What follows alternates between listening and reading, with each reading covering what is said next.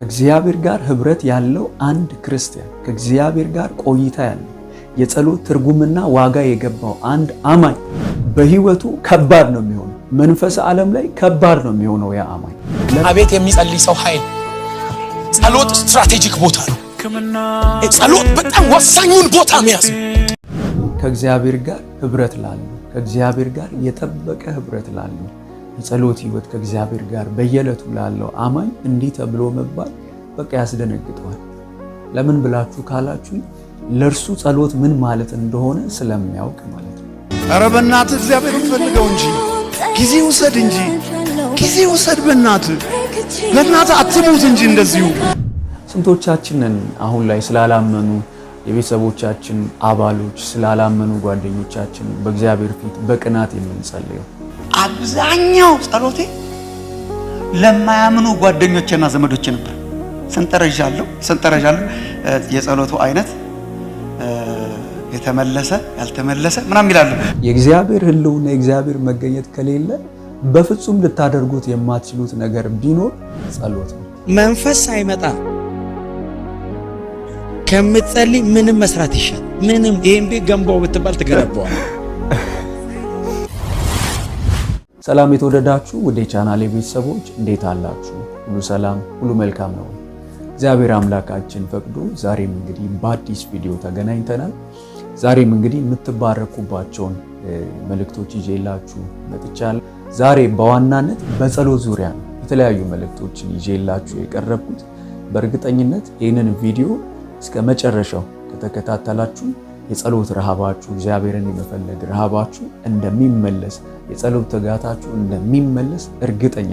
ስለዚህ ቪዲዮውን እስከ መጨረሻው ድረስ እንድትከታተሉና እንድትባረኩ የአክብሮት ግብዣዬ ነው። እንደተለመደው ቪዲዮውን ስትጀምሩ ላይክ አድርጋችሁ በመጀመር አብራችሁኝ አገልግሉ። ያን ስታደርጉ ዩቲዩብን ቪዲዮ ለብዙዎች ያደርሰዋል ማለት ነው። ተባረኩልኝ፣ ወዳችኋለሁ። በቀጥታ ወደ ዛሬው መልእክት እንለፍ።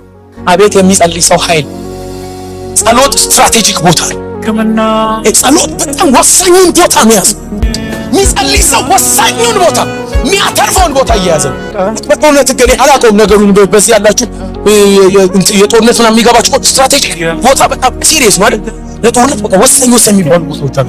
እንደ ምሽግም የሚሆኑ ለማጥቃትም የሚመቹ እና ለመጠቃት የሚቀብጡ በጣም ወሳኝ ቦታ ጸሎት እሱ ይባላል። ቦታ ያዙ። ጸሎት ጋር እግዚአብሔር ቀድሞ ቦታ አመቻቸ። ዋው! እንዴት ድንቅ መልእክት ነው። እኔ ስለ ጸሎት ሳስብ ሁል ጊዜ አንድ ነገር አስባለሁ። ታውቃላችሁ፣ እኛ አማኞች በህይወት ከባድ ሁኔታ የተለያዩ ነገሮች በህይወታችን ሲገጥሙ የምንታጠቀው ሰይፍ ወይም ደግሞ መሳሪያ የለን። የአማኝ ኃይሉ ጸሎት ነው። የአማኝ ጉልበቱ ጸሎት ነው። እና ሁል ጊዜ የምለው ያንን ነው። አማኝ ካልጸለየ የት ነው ኃይሉ የሚታደሰው? አንድ አማኝ ካልጸለየ የት ነው ነፍሱ እርፍ ልትል የምትችለው? በእውነት ነው የምላችሁ። ጸሎት ኃይላችን የሚታደስበት፣ ከሚከታተለን ከሚያሳድደን ክፉ የምንሰወርበት፣ በእግዚአብሔር መገኘት በእግዚአብሔር ህልውና ውስጥ መዋልን ስታበዙ ነው ጠላት ሊያገኛችሁ የማይችል። ስለ ጸሎት ሳስብ ዳዊትን አለማሰብ አልችልም። ምክንያቱም ከእግዚአብሔር ጋር ያለውን ህብረት ሁላችንም ስለምናውቅ ማለት ነው። ዳዊት እግዚአብሔርን አንተ ፊቴን ሹ ባልህ ጊዜ ፊትህን እሻለሁ ልቤ አንተን አለ ብሎ የሚል ገና ሳይቀባ መዝሙር 27ን ስትመለከቱ ያንን ነው። ገና ሳይቀባ የዳዊት ጸሎት የዳዊት ዝማሬ ይሄ እግዚአብሔርን ፊትህን እፈልጋለሁ ልቤ አንተን አለ። እና ከዚህ በኋላ ምንድነው ሪዛልቱ ብላችሁ ስትሉ ይሄ ሰው ኃይሉ እግዚአብሔር ነው። ጎልያድ ፊት ሲቆም ታውቃላችሁ። አንተ ሰይፍና ጭሬ ይዘብኝ መጣ አለው ዳዊት ሲናገር። እኔ ግን በተገዳደርከው በእስራኤል ጭፍሮች አምላክ ስም በእግዚአብሔር ስም እመጣብሃለሁ አለ። ለምን ካላችሁ የእግዚአብሔር ኃይሉ ሆኖለታል። ኃይሉ ይሰማው ነበር፣ የእግዚአብሔር ኃይል ማለት ነው። እና ጎልያድ ወደ እርሱ ሲሮጥ ዳዊት አመለጠ ብሎ አይለንም መጽሐፍ ቅዱስ። ዳዊትም ወደ እርሱ ሮጠ ይለናል። ለምን ብላችሁ ካላችሁ የያዛቸውን ጠጠሮች ታምነው አይደለም፣ እግዚአብሔርን ታምነው የእግዚአብሔርን ኃይል ታምነው። እንዲሁ አንደበት ላይ ያለ ነገር አይደለም። የእግዚአብሔር ኃይል ለዳዊት ይሰማው ነበር፣ ይታወቀው ነበር። ጭራሽ ፍርሃት አይሰማውም ነበር። እና አማኝ የኃይል ስፍራው የጸሎት ስፍራው አማኝ የሚሸሸግበት የሚያመልጥበት ነፍሱ የምታርፍበት ስፍራ የጸሎት ስፍራ ነው እና የጸሎት ህይወት ለሌለው አንድ አማኝ ወይም ደግሞ ከእግዚአብሔር ጋር ህብረት ለሌለው አንድ አማኝ በጣም ነው የማዝነው። ምክንያቱም ቀላል ሰው ሆኖ ነው የሚያልፈው። ያ ሰው ቀላል ሰው በእውነት ነው የምላችሁ፣ ሰይጣን ፊት ቀላል ሆኖ ነው የሚያልፈው። ሁኔታዎች ፊት ቀላል ነው የሚሆነው ያ አማኝ። ከእግዚአብሔር ጋር ህብረት ያለው አንድ ክርስቲያን፣ ከእግዚአብሔር ጋር ቆይታ ያለው የጸሎት ትርጉምና ዋጋ የገባው አንድ አማኝ በእውነት ነው የምላችሁ በህይወቱ ከባድ ነው የሚሆነው። መንፈስ ዓለም ላይ ከባድ ነው የሚሆነው ያ አማኝ። ለምን ብላችሁ ካላችሁ ኃይል ይሰማዋል። የማን? የእግዚአብሔር ኃይል። ያንን ኃይል ደግሞ መጠቀም ይችላል። በክርስቶስ ኢየሱስ ያለውን ኃይል ያለውን ስልጣን ከእግዚአብሔር ጋር ህብረት ያለው አንድ አማኝ መጠቀም ይችላል። ያንን ኃይል መግለጥ ይችላል። ከእግዚአብሔር ጋር ህብረት ከሌላችሁ፣ ቆይታ ከሌላችሁ ያ ኃይል አይሰማችሁም። አንድ በዛም ኃይል መጠቀም አትችሉም። ይህንን መልእክት ለምትከታተሉ ቅዱሳን ሁሉ በጌታ በኢየሱስ ክርስቶስ ስም እግዚአብሔርን የመፈለግ ረሃብ፣ የጸሎት ትጋት በኢየሱስ ስም ያገኛችሁ። ኧረ በእናትህ እግዚአብሔርን ፈልገው እንጂ ጊዜ ውሰድ እንጂ ጊዜ ውሰድ። በእናትህ አትሙት እንጂ እንደዚሁ አንቅበረን እንጂ ምንም በህይወት ለውጥ ሰዓት አንቅበረን እንጂ አስክሬን ላይ ቆመን አንስበክ እንጂ በእናትህ አንድ ነገር በህይወት ለውጥ ያሳይ እንጂ ህይወት። ዋው እንዴት ድንቅ መልእክት ነው ይሄ! ባይዘው ከእግዚአብሔር ጋር ህብረት ላለው፣ ከእግዚአብሔር ጋር የጠበቀ ህብረት ላለው፣ የጸሎት ህይወት ከእግዚአብሔር ጋር በየዕለቱ ላለው አማኝ እንዲህ ተብሎ መባል በቃ ያስደነግጠዋል። ለምን ብላችሁ ካላችሁ ለእርሱ ጸሎት ምን ማለት እንደሆነ ስለሚያውቅ ማለት ነው። በእውነት ከእግዚአብሔር ጋር እንደማሳለፍ ያለ ምንም አይነት ነገር እኮ ለኛ ለአማኞች የለም። ቀርባችሁ ከእግዚአብሔር ጋር ጊዜ ስታሳልፉ ዴይሊ ያንን ነፍሳችሁ ማድረግ ከቻለች በእውነት ነው የምላችሁ በዛ የምታገኘውን እርካታ፣ በዛ ያላትን እረፍት አይነት የትም ልታገኛች። ስለዚህ እንደ ጸሎት ሊያስደስታችሁ ሊያረካችሁ ነፍሳችሁ ሊናፍቃት የሚችል አንዳች ነገር አይኖርም። በዚህ ሰዓት ይህንን መልእክት እየተከታተላችሁ ላላችሁ ሁሉ ይህንን አዋጅ ማወጅ ፈልጋለሁ። በጌታ በኢየሱስ ክርስቶስ ስም እግዚአብሔርን የመፈለግ ረሃብና የጸሎት ትጋት በኢየሱስ ክርስቶስ ስም ይብዛላችሁ። አንድ የጸሎት ደብተር ጠፍቶብኝ ነበር የዛሬ 20 ምናምን ዓመት በፊት። የሆነ ቦታ አድሬ ጸሎት ደብተር የጠፋብኝ እና ጸሎት ደብተር ነበረኝ ጌታን ከተቀበልኩ ጀምሮ የዛሬ 25 ዓመት 30 ዓመት በፊት መጸለያቸው የነበሩ ማለት ነው። በኋላ ጠፍቶ በቃ እኔም ተስፋ ቆርጬ ትቼው ነበር። ቅርብ ጊዜ የዛሬ ዓመት ነው ዓመት ተኩል 2 ዓመት አካባቢ የሆነች እህት ለካ ድሮ እሷ ቤት ነበር የረሳው አንብባው ስለገረማት ወደ ፊት ሰጠዋለሁ ብላ ደብቃው ነው የሁሉ 20 ምናምን ዓመት እና አምጥታ ሰጠችኝ በክብር ማለት ነው። አፈርኩት። አብዛኛው ጸሎቴ ለማያምኑ ጓደኞቼና ዘመዶቼ ነበር።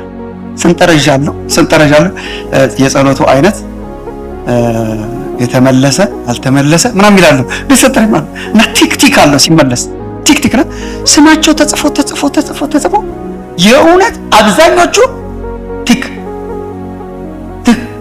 መጥተዋል ወደ ጌታ ማለት ሆነዋል። እና ያን ጊዜ ማድረጋቸዋለሁ ለእንትና ጌታን እንዲቀበል ቲክ። አንዳንዶቹ አይመስሉም ነበር ጌታን የሚቀበሉ።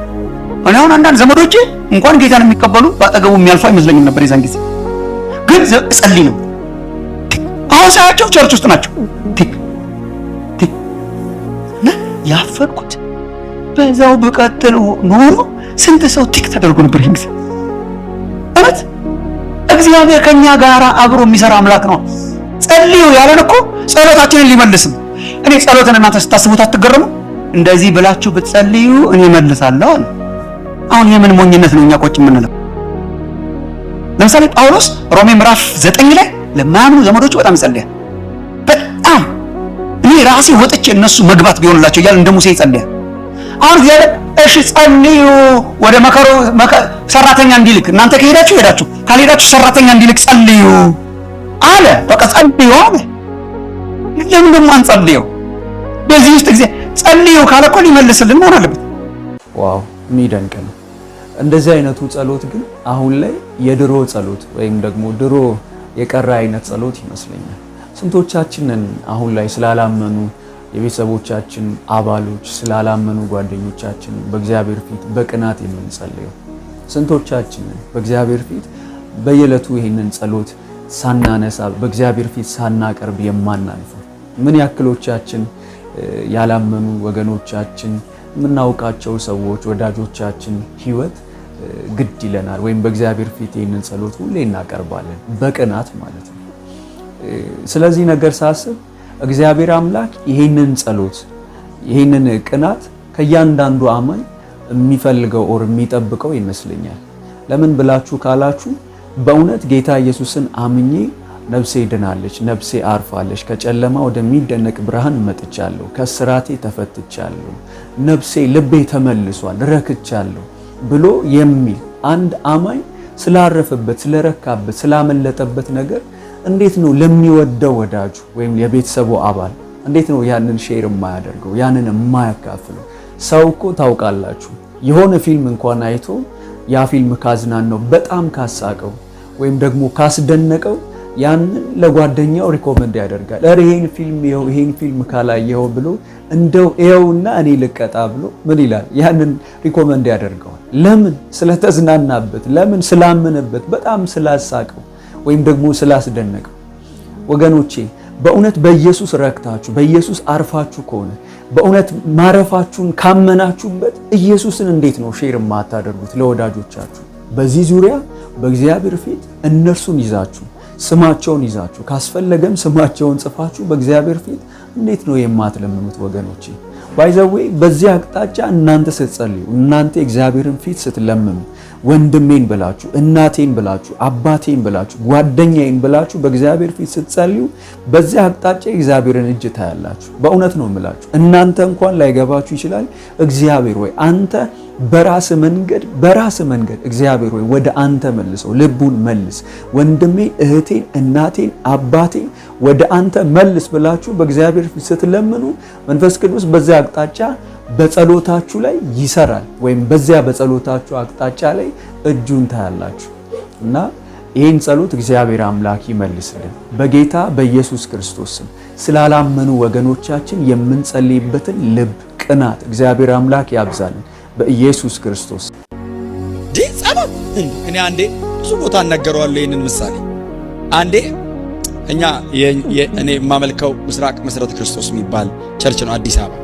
ያው ብዙዎቻችሁ ታውቁት ይሆናል። በጣም ትልቅ ነው። እንደዚህ አይነት ነው አዳራሹ። በጣም ትልቅ ነው፣ ሂውጅ ነው። ግቢውም በጣም ሰፊ ነው። ብዙ የጸሎት ክፍል አለ እና የፕሬየር ሩሙ እንደዚህ አይነት ምንጣፍ በጣም ወፍራም ምንጣፍ አለ። ስትገቡ መንበርከኪያ አያስፈልገው እና መጸለይ ፈልግ ያለው በደንብ ጊዜውም አለኝ። ጠዋት ነው ገባሁ። መጸለይ ፈልግ ያለው የጸሎቱ ቦታውም አለ። የሚጸለይባት እቺ እንትኑ አለች አይደለ? እቺ ቅመሟ መንፈስ አልመጣልኝም። ይሄ ውስጣችሁ ብድግ የሚለው እሱ አልመጣልኝ። መጸለይ ፈልግ ያለው ግን መጸለያ መንፈሱ አልመጣልኝ። ሲመጣብህ እኮ ከመንገድ ላይ እኮ ያስወርድሃል።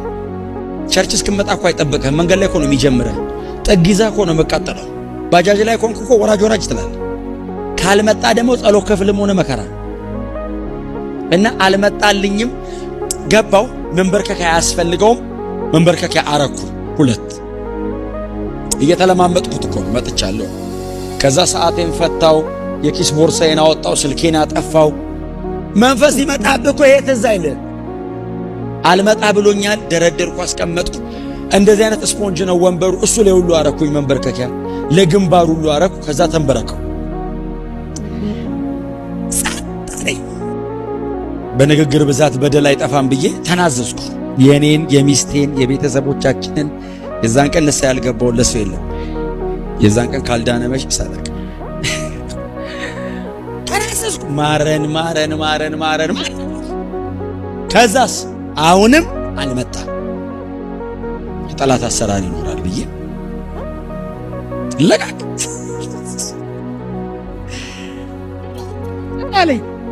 ምን አለፋችሁ ያልጸለይኩት ጸሎት የለም። የርዕስ ብዛት ላበላብ ሰዓቷን ስንበረከክ አይቻታለሁ። 3 ሰዓት ከ00 ሲል የተበረከኩት አይ ብዙ ጸልያለሁ በቃ 5 ሰዓት ይሆናል ብዬ ሳይው 3 ሰዓት ከ20 መንፈስ ሳይመጣ ከምትጸልይ ምንም መስራት ይሻል። ምንም ይሄን ቤት ገንባው ብትባል ትገነባዋል። ጸሎት ስጦታ ነው።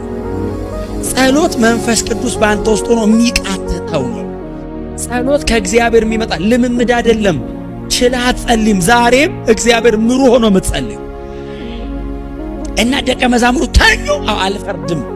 እንኳን መንፈስ ቅዱስ ሳይሞሉ ሰው መንፈስ ቅዱስ ተሞልቶ የተኛ የለም። አትችልም መጸለይ። ከባድ ነው። ዋው እውነት እኮ ነው። ስንቶቻችሁ ይሄ አጋጥሟችሁ ያውቃል? ለመጸለይ ገብታችሁ የእግዚአብሔር ሕልውና የሚሰማችሁ የእግዚአብሔር ሕልውና በቃ ሳይኖር ቀርቶ ለመጸለይ ተንበርክካችሁ ጸሎት የሆነ ግፊት ሆኖባችሁ ወይም ደግሞ ሸክም ሆኖባችሁ ስንቶቻችሁ ያውቃል? በቃ የእግዚአብሔር ሕልውና የእግዚአብሔር አብሮነት የሚሰማችሁ የእግዚአብሔር አብሮነት ከሌለ በቃ እንዳለው ነው ነብይ ጥል ይህን ቤት ገንባው ብትባል ይቀላል ትገነባዋለህ አለ። የእግዚአብሔር ሕልውና የእግዚአብሔር መገኘት ከሌለ በፍጹም ልታደርጉት የማትችሉት ነገር ቢኖር ጸሎት ነው። በፍጹም ልትገፉት የማትችሉት ነገር ቢኖር ጸሎት ነው። ምክንያቱም ጸሎት መንፈስ በእኛ ውስጥ ሆኖ የሚቃትተው ነገር።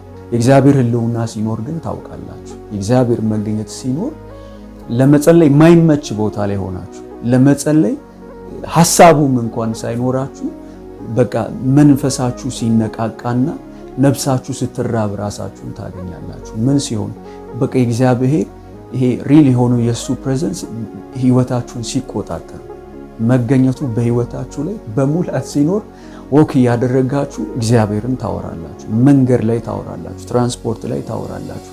በዛ ላይ ይሰማችኋል ሕልውና እና ለዚህ እንደ መፍትሄ ይሆናል ብዬ የማስበው እኔ በህይወት ያደረገው ከሰሩልኝ ነገሮች መካከል ጥቂቶቹ ሼር ላደርጋችሁ ፈልጋለሁ።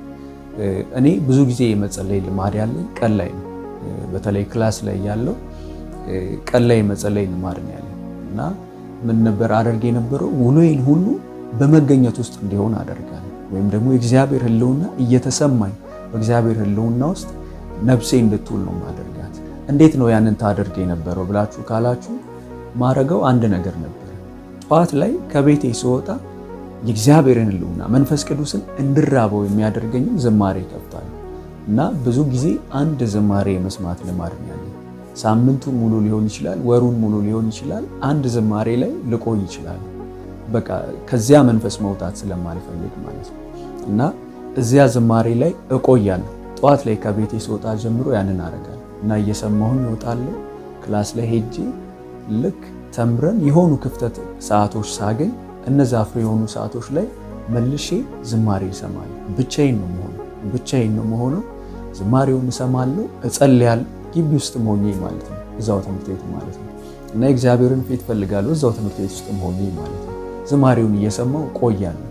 በብዛት ብቻዬን ነው የማሳለፍ ልማድ ያለኝ። ለምንድን ነው ያንን ታደርግ የነበርከው ብላችሁ ካላችሁ ክላስ ስጀማምር አካባቢ በቃ ታውቃላችሁ ብዙ ጓደኞችን ትገናኛላችሁ ምናምን እና ያንን ግን ሳደርግ በቃ ጠዋት ላይ የወጣሁበትን መንፈስ ውሎዬ ላይ አጠዋል እዛ ከነበሩኝ ግንኙነቶች አንጻር ማለት ነው እና ያንን ስመለከት ወዲያውኑ ያደረኩት ከዚህ በኋላ ብቻዬን ነው ማሳለፍ ያለብኝ ብዬ አልኩኝ ማለት ነው እና ብቻዬን አሳልፋለሁ። ዝማሬውን እየሰማው ቆያለሁ፣ እጸልያለሁ፣ ብቻዬን እግዚአብሔርን ፊት ፈልጋለሁ። እንደዛ ባለ መልኩ ውሎዬን አድርጌ ወደ ቤቴ ስመለስም በዛው መንፈስ እመጣለሁ እና ከክላስ በኋላ ብዙ ጊዜ ቤት ስገባ እንዳልኳችሁ ያኔ ነው የምጸልየው እና ያን ሰዓት ውሎዬን እንዳልኳችሁ በእግዚአብሔር ሕልውና ጌታን በመፈለግ ውስጥ ጥሩ በሆነ መንፈስ ስለሆነ ያሳለፍኩት ቤቴ ስመጣ ለመጸለይ አይቸግረኝ።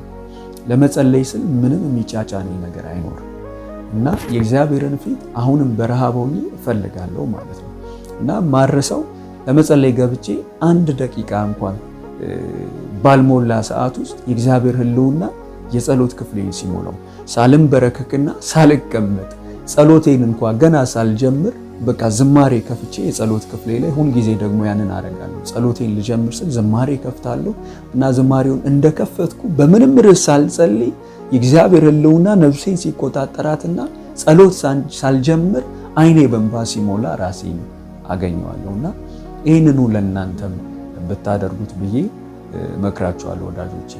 በቃ ውሏችሁን በእግዚአብሔር ሕልውና ውስጥ አድርጉ። ጸሎታችሁንም ስትጀምሩ ያንን የጸሎቱን መንፈስ መጀመሪያ መፍጠር አለባችሁ። ለመጸለይ ምቹ አይነት ሁኔታን ያንን አትሞስፌር መጀመሪያ መፍጠር አለባችሁ። ካልሆነ ትግል ነው የሚሆንባችሁ። ያንን በቃ ነፃ የሆነ የእግዚአብሔርን ሕልውና ለማመስገንም ገብቷችኋል፣ ንስሐም ለመግባት የእግዚአብሔርንም ፊት ለመፈለግ ምቹ የሆነ ሕልውና ሲፈጠር በጸሎት ክፍላችሁ ያኔ ጸሎት ለእናንተ በጣም ኢንጆይ የምታደርጉበት ነው የሚሆነው። ያ ነፍሳችሁ የምታርፍበት ነው የሚሆነውና እንደዛ ካልሆነ ግን ነቢይ ጥሌ እንዳለው ትግል ነው የሚሆንባችሁ። በመጨረሻ በዚህ ሰዓት ይህንን መልእክት ለምትከታተሉ ሁሉ አንድ አዋጅ ማወጅ ፈልጋለሁ። በጌታ በኢየሱስ ክርስቶስም እግዚአብሔርን የመፈለግ ረሃብና ትጋት በኢየሱስ ክርስቶስም ይብዛላችሁ። እንግዲህ የተወደዳችሁ ወደ ቻናሌ ቤተሰቦች የዛሬው ቪዲዮ ይህንን ይመስል ነበር። ለተባረካችሁበት ተስፋ አደርጋለሁ። እስከ መጨረሻው ድረስ አብራችሁኝ ስለቆያችሁና ስለተከታተላችሁ ከልቤ አመሰግናለሁ። ቪዲዮ ላይክ በማድረግ አብራችሁኝ አገልግሉ። እናንተ ደግሞ ከተባረካችሁበት ይህንን ለወዳጆቻችሁ ሼር በማድረግ እንዲሁ አብራችሁኝ አገልግሉ። ለዚህ ቻናል አዲስ ከሆናችሁ ደግሞ እኔ ወንድማችሁ መልካሙ ጌታ ነኝ። ቻናሉን ሰብስክራይብ በማድረግ እንዲህ ያሉ መልእክቶችን በየጊዜው ማግኘት ትችላላችሁ። ተባረኩልኝ። በቀጣይ በአዲስ ቪዲዮ እስከምንገናኝ ድረስ ሻሎም ሀያሌ